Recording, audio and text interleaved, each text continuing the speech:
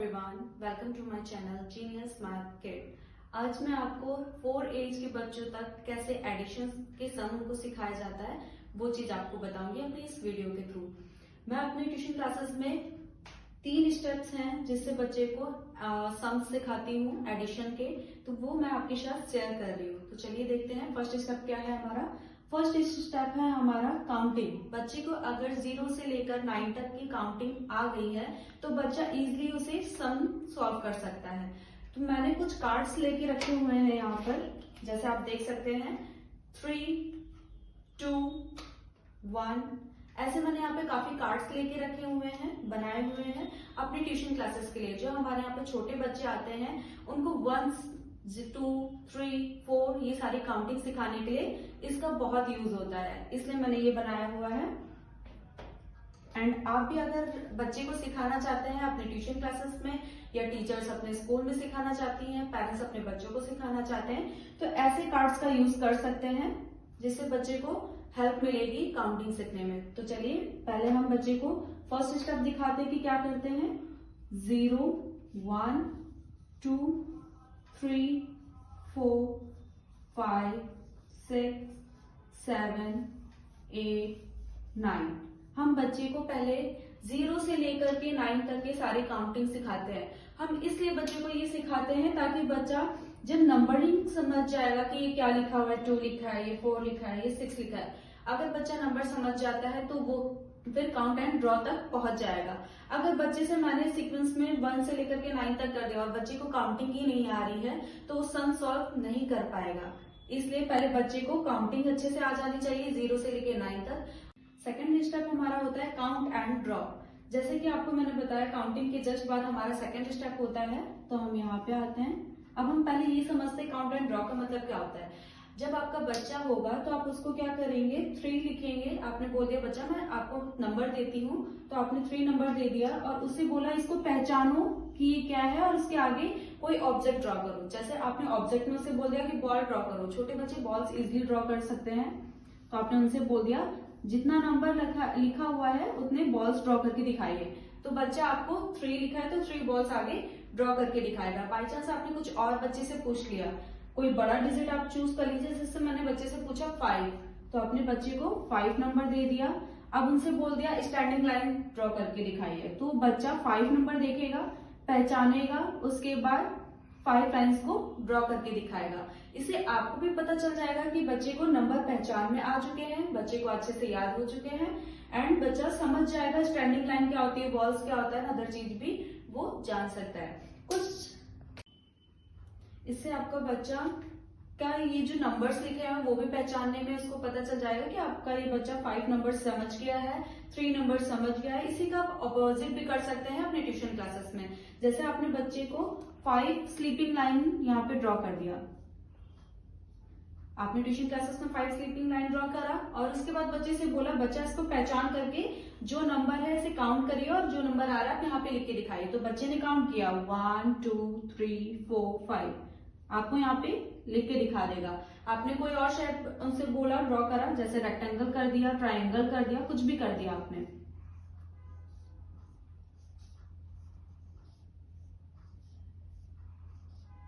अब बच्चे से आपने बोला कि मैंने यहाँ पे कुछ डायग्राम्स आपको ड्रॉ करके दिए हैं, अब इसे काउंट करो और इसका जो भी नंबर आ रहा है आप यहाँ पे हमें लिख के दिखाइए। तो बच्चा आपको इजिली काउंट करके दिखाएगा 1, 2, 3, 4, 5, 6, 7। वो बोलेगा मैम 7 आया हुआ है। तो आपका बच्चा, आपको भी पता चल जाएगा कि आपके बच्चे की काउंटिंग प्रॉपर समझ में आ चुकी है, बच्चा नंबर्स भी पहचान जा रहा है और डायग्राम्स को भी पहचान करके उसके वैल्यू को लिख दे रहा है सामने। कुछ गेम्स हैं जो मैंने अपने ट्यूशन क्लासेस में कराने के लिए बनाए हुए हैं, जैसा कि आप यहाँ पे देख सकते हैं। यहाँ पे 9 लिखा हुआ है तो 9 बॉल्स मैंने यहाँ पे ड्रॉ की हुई हैं।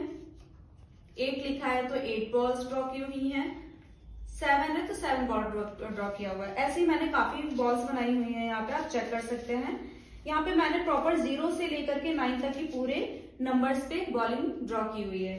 ये मैं अपने ट्यूशन क्लासेस में कराती हूँ छोटे बच्चे को और काफी यूजफुल भी है। इससे बच्चे बहुत इंजॉय करके खेलते हैं एंड उनकी जो एडिशन का सम है वो बहुत अच्छे से कर पाते हैं। आप भी ट्राई करिएगा अपने ट्यूशन क्लासेस में एंड टीचर्स अपने स्कूल में भी ट्राई कर सकती हैं। पेरेंट्स अपने घर में बच्चों को जब पढ़ाते हैं तो उसमें भी इस गेम का यूज कर सकते हैं आप। बहुत इजी है, ज्यादा इसमें मेहनत नहीं है। इसमें मैंने इसके बनाने के लिए मैंने 2 पेजेस का यूज किया है। येलो कलर का मैंने लिया है, आप कोई भी कलर का ले सकते हैं। एंड उसमें आप ऊपर नंबर लिख दीजिए और बच्चे से जो भी चीज हो सके, ऑब्जेक्ट, छोटा बच्चा है तो आप कोई भी ऑब्जेक्ट उससे छोटा छोटा ड्रॉ करा सकते हैं। अदरवाइज बच्चा नहीं करना चाहता तो आप ड्रॉ करा के बच्चे को ये फन गेम करा सकते हैं, जिससे बच्चे को नंबरिंग भी याद हो जाएगी एंड उसको सम सॉल्व करने में इजिली होगा। मैं आपको इसका भी और भी यूज करना बताऊंगी कैसे होता है। तो चलिए हम अपने थर्ड स्टेप पे चलते हैं। ये हमारा थर्ड स्टेप है। जैसे कि मैंने आपको बताया, फर्स्ट स्टेप हमारा काउंटिंग, सेकंड स्टेप हमारा count and draw, third step हमारा सम का है। डिजिट जो होंगे वो 0 से 9 तक होंगे, बच्चे को इतना समझ में आएगा तो उसके बाद वो सम इजीली सॉल्व करेगा। तो जैसे आपने बच्चे को बोल दिया 2 + 1 कितना होता है, तो उसके 2 तरीके होते हैं बच्चे को समझाने के। जैसे यहाँ पे आपने लिख दिया 2 + 1 = 2, कितना आंसर आएगा आपने बच्चे को दे दिया। अब बच्चे से आपने बोला 2, अब बच्चा तो नंबर पहचान जाता है। आपने उससे बोला जो भी है ऊपर उतना बॉल ड्रॉ करो और उसके बाद उन्हें काउंट करके यहाँ पे लिख दो। अब बच्चा इजीली समझ गया 2 है तो उसने 2 बॉल्स को यहाँ पे ड्रॉ कर लिया। ये 1 है, 1 बॉल्स को ड्रॉ किया।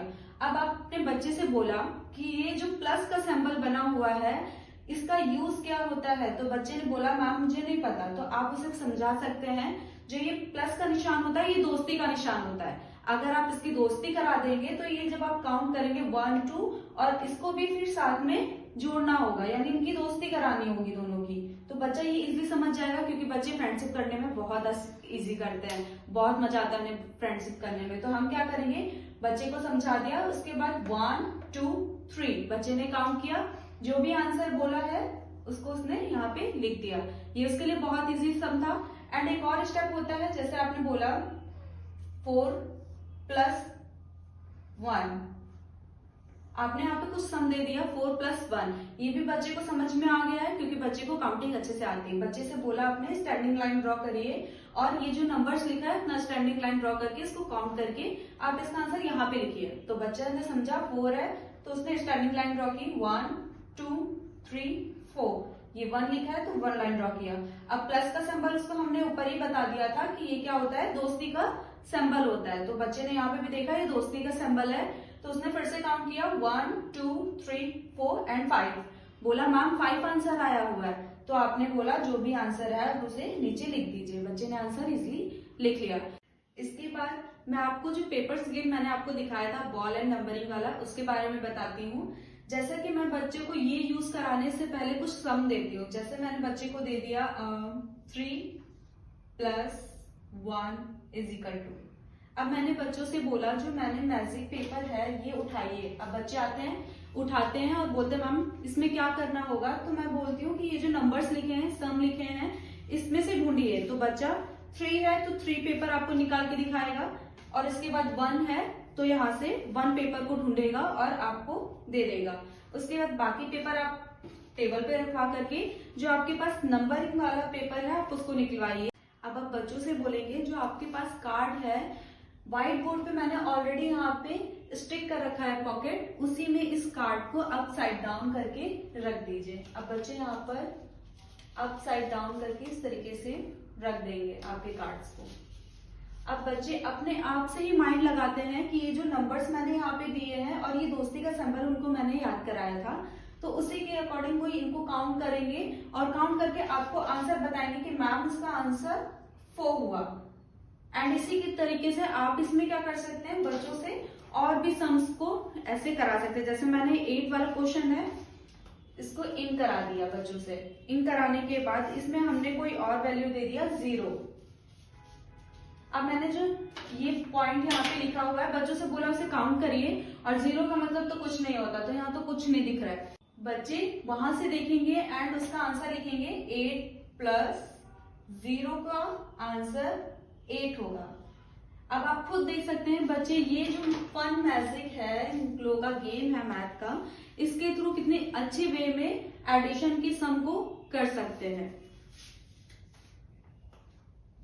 तो आपको भी होपफुली ये अच्छा गेम लगा होगा, आप भी अपने ट्यूशन क्लासेस में ट्राई करके देखिएगा। एंड सेकेंड चीज, अब मैं आपको ये कार्ड्स के बारे में दिखाना चाहती हूँ। ये कार्ड्स भी मैंने बनाए हुए हैं। वो तो छोटे बच्चों के लिए हो गया, और अगर वो बच्चा बड़ा होता है अब उनको हम नंबरिंग के थ्रू भी कराना सिखाएंगे।